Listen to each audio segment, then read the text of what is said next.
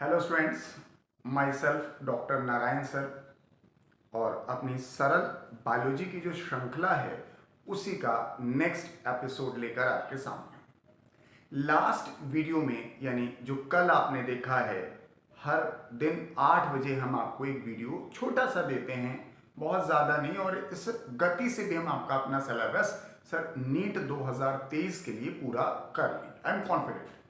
बस कॉन्टिन्यूटी होनी चाहिए, इसलिए कहते हैं ना, पढ़ाई कम हो वो इंपॉर्टेंट नहीं है, लगातार हो दैट इज इंपॉर्टेंट। तो लास्ट वाली वीडियो में हमने आपको ईसोफेगस के बारे में बताया था। आज हम डिस्कस करेंगे स्टमक के बारे में।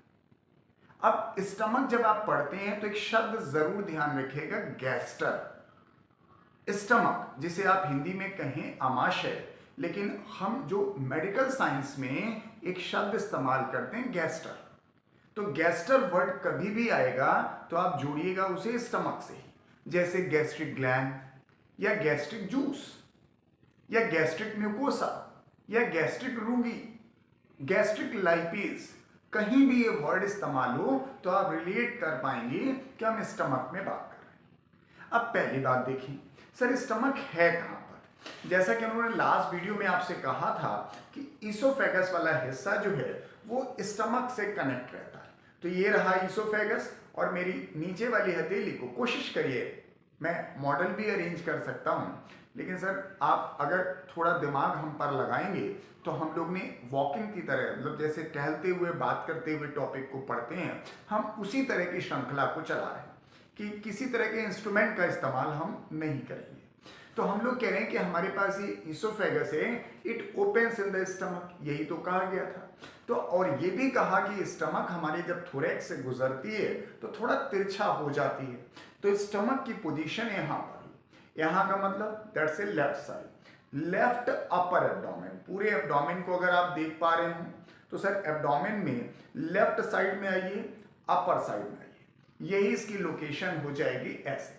तो stomach is located on the left upper abdomen just below the diaphragm.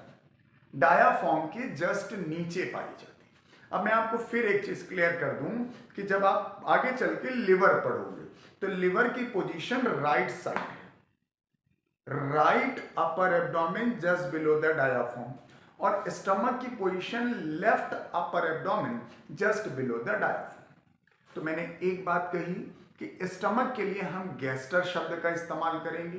दूसरा, स्टमक की पोजीशन की बात हो रही है तो it is located in the left upper abdomen just below the diaphragm. दूसरा एक बड़ा महत्वपूर्ण चीज है जिसको हमने गाइड से या एनसीईआरटी से रटा है, that is stomach is J shape.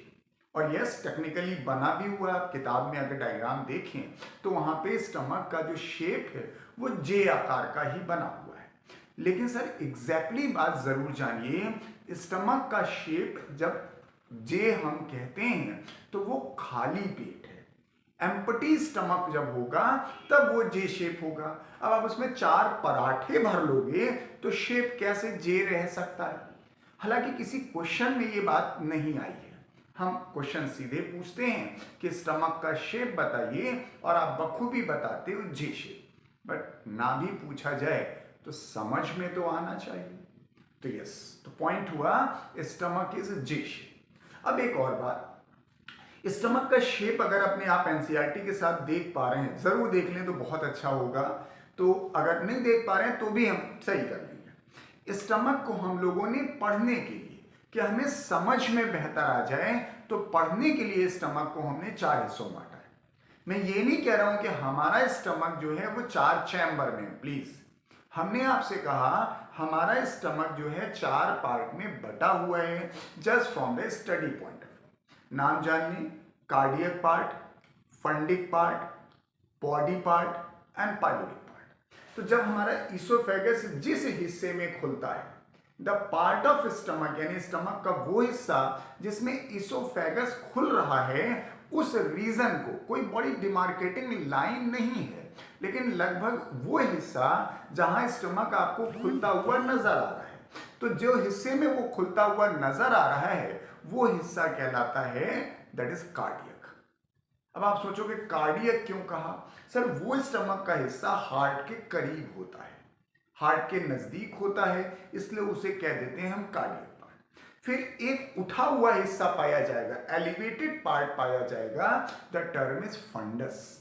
कहीं भी आप यूट्रस वगैरह जब हम पढ़ाएंगे तब भी जानेंगे, जो ऊपर गुंबद नुमा नजर आता है तो वो गुंबद नुमा, जैसे मस्जिद में आपने देखा होगा ऊपर का हिस्सा एक खास शेप लिए होता है, उसे भी हम फंडस ही कहते हैं।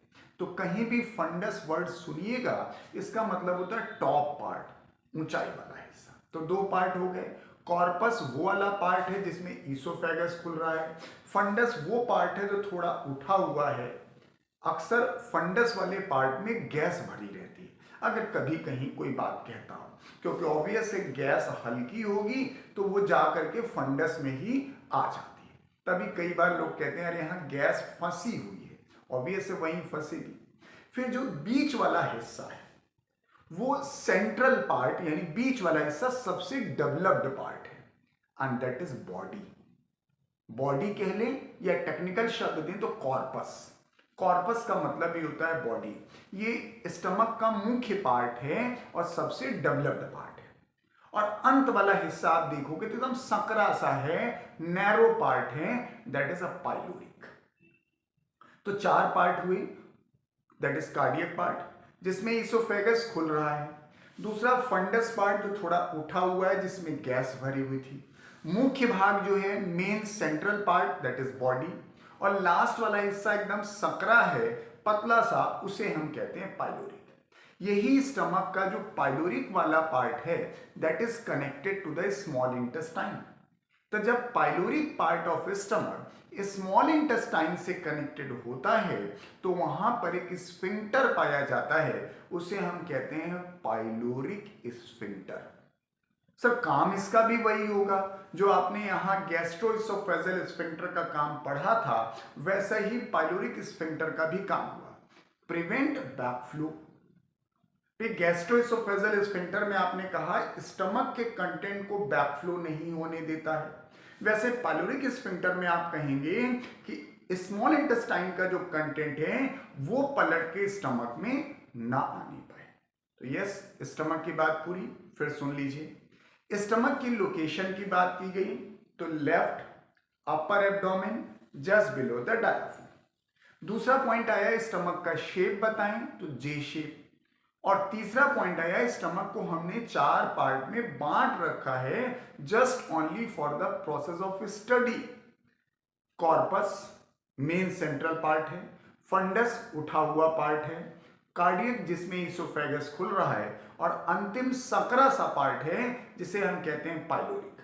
तो जो अंतिम पार्ट है स्टमक का जिसे आप पाइलोरिक पार्ट कह रहे हैं that opens in the small intestine, उस जगह पर यानी स्टमक और स्मॉल इंटेस्टाइन के जंक्शन वाली जगह पर एक स्फिंक्टर पाया जाता है, नाम है पाइलोरिक स्फिंक्टर। उसका काम है कि सर स्मॉल इंटेस्टाइन का कंटेंट पलट करके सर स्टमक में ना आने पाए, वन वे फ्लो बना रहे।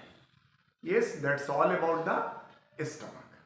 तो आपको हमारा चैनल कैसा लगता है आप कमेंट सेक्शन में आके ज़रूर बताएं, ताकि मैं उसके अकॉर्डिंग, क्योंकि ये चैनल आपके लिए है, तो अगर आपको कुछ बेनिफिट मिलता है तो वो भी बताएं, क्योंकि वो भी हमारे लिए एक अप्रिशिएशन है। और कुछ ऐसी चीज़ें जो आपको लगता है हमें कर लेना चाहिए और पॉसिबल है, इजीली पॉसिबल है, तो आई विल डू। खैर, चैनल को सब्सक्राइब करें, शेयर करें, तो सर ज़्यादा लोग को इस तरह की जो चैनल है, जो एजुकेटिव चैनल है, उससे ज़्यादा बच्चों का भला हो सकता है। Yes, good luck to all of you.